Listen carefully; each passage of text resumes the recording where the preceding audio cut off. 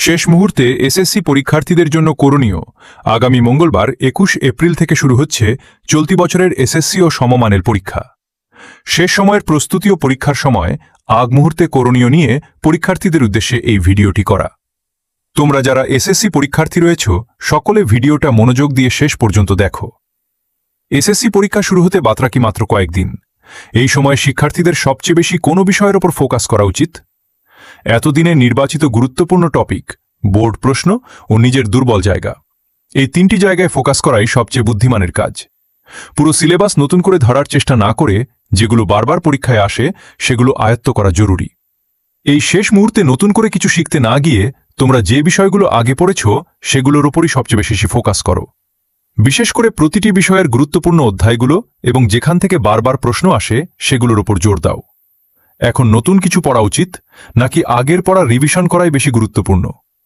এখন নতুন কিছু শুরু করা অনেকের জন্য ঝুঁকিপূর্ণ, কারণ পরীক্ষায় ভালো করতে ভুল না করা বেশি গুরুত্বপূর্ণ, নতুন শেখা নয়। তাই অবশ্যই আগের পড়া রিভিশন করাই বেশি গুরুত্বপূর্ণ।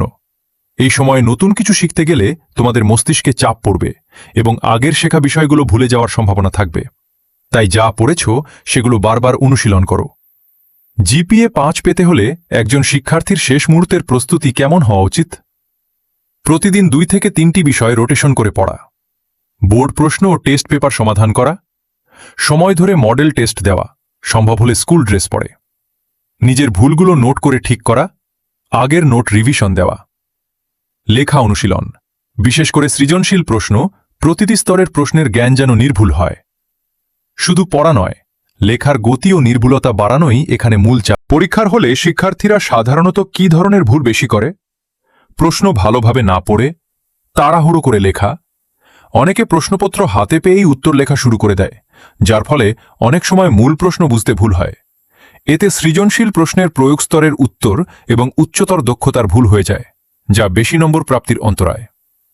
সময় ঠিকমতো ভাগ না করা, একটি প্রশ্নে বেশি সময় দিয়ে অন্যগুলো অসম্পূর্ণ রাখা, অপ্রাসঙ্গিক লেখা যা নম্বর বৃদ্ধি করে না, বানান ও উপস্থাপনায় ভুল, সঠিক প্রশ্ন নির্বাচন না করা, অতিরিক্ত দুশ্চিন্তা করা, দুশ্চিন্তার কারণে জানা উত্তরও ভুলে যায় অথবা লিখতে পারে না, হাতের লেখা অস্পষ্ট হওয়া, দ্রুত লিখতে গিয়ে হাতের লেখা খারাপ হয়ে যায় যা পরীক্ষকের পক্ষে পড়া কঠিন হয়। সৃজনশীল প্রশ্নের ভুল ব্যাখ্যা, সৃজনশীল প্রশ্নের উদ্দীপক না বুঝে উত্তর লেখা। সময় ব্যবস্থাপনা, টাইম ম্যানেজমেন্ট ঠিকভাবে করতে না পারলে কি সমস্যা হয়, এটি কিভাবে ঠিক করা যায়? সব প্রশ্ন শেষ করা যায় না, সহজ প্রশ্নও বাদ পড়ে যায়, মানসিক চাপ বেড়ে যায়। সমাধান হল আগে থেকেই সময় ভাগ করে নাও। যেমন সৃজনশীল প্রতি প্রশ্নের উত্তর লিখতে নির্দিষ্ট সময় ১৮ থেকে ১৯, যে বিষয়গুলোতে ব্যবহারিক আছে সেগুলো ৩০ থেকে ৩১ মিনিট। বাসায় বসে টাইম ধরে প্র্যাকটিস করো। সহজ প্রশ্ন আগে শেষ করো। সহজ প্রশ্ন দিয়ে শুরু, যে প্রশ্নগুলোর উত্তর তুমি সবচেয়ে ভালো জানো সেগুলো দিয়ে শুরু করো, এতে তোমার আত্মবিশ্বাস বাড়বে। ঘড়ি অনুসরণ, পরীক্ষার হলে ঘড়ির দিকে খেয়াল রাখো এবং বরাদ্দকৃত সময়ের মধ্যেই প্রতিটি প্রশ্নের উত্তর শেষ করো। কোনো কারণে শেষ না হলে ১ মিনিটের মধ্যে শেষ করে পরেরটি শুরু করো। সৃজনশীল প্রশ্নের ক্রিয়েটিভ কোয়েশ্চেন্স উত্তর লেখার সময় কোন বিষয়গুলো মাথায় রাখা জরুরি? সৃজনশীল প্রশ্নের উত্তর লেখার সময় এই বিষয়গুলো মনে রাখবে: উদ্দীপক ভালোভাবে পড়া, উদ্দীপকটি মনোযোগ দিয়ে ২ থেকে ৩ বার পড়ে এর ভাববস্তু বুঝে নেওয়া, স্তর অনুযায়ী ক, খ, গ, ঘ এই ৪টি অংশের স্তরের ধারাবাহিকতায় লেখা, অর্থাৎ সৃজনশীল প্রশ্নের গঠন কাঠামো অনুযায়ী উত্তর লেখা। ক, জ্ঞানমূলক, সরাসরি বই থেকে উত্তর করা। খ, অনুধাবনমূলক, প্রশ্নটির অর্থ বা ব্যাখ্যা। গ, প্রয়োগমূলক, উদ্দীপকের সাথে পাঠ্য বইয়ের অংশের সম্পর্ক /মিল /অমিল স্থাপন এবং ব্যাখ্যা। জ্ঞান, অনুধাবন, প্রয়োগ এ স্তর অনুযায়ী লেখা। ঘ, উচ্চতর চিন্তন দক্ষতা, নিজের মতামত বিশ্লেষণ বা মূল্যায়ন বা প্রমাণ করা। জ্ঞান, অনুধাবন, প্রয়োগ উচ্চতর দক্ষতায় এ স্তর অনুযায়ী লেখা। অপ্রয়োজনীয় কথা না বাড়ানো, পরিষ্কার হাতের লেখা ও প্যারা বজায় রাখা। অনেক শিক্ষার্থী পরীক্ষার আগে ভয় বা দুশ্চিন্তায় ভোগে। এটা কাটানোর জন্য আপনার পরামর্শ কি? প্রতিদিন পর্যাপ্ত ঘুম ৭ থেকে ৮ ঘন্টা। আমি পারবই এই আত্মবিশ্বাস তৈরি করা, বন্ধুদের সাথে তুলনা না করা, হালকা হাঁটা বা রিল্যাক্সেশন করা, অতিরিক্ত পড়ার চাপ না নেওয়া।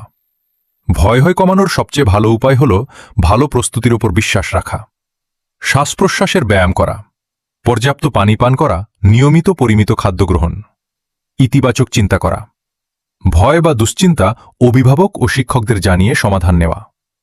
একজন শিক্ষক হিসেবে আপনি কি বলবেন, কোন 5টি অভ্যাস থাকলে একজন শিক্ষার্থী নিশ্চিতভাবে ভালো ফল করতে পারে? নিয়মিত অধ্যবসায়, প্রতিদিন নিয়মিত পড়াশোনা করা, শুধু পরীক্ষার আগে নয়। পড়ার রুটিন তৈরি ও অনুসরণ, একটি নির্দিষ্ট রুটিন মেনে পড়াশোনা করলে সব বিষয় কভার করা যায়।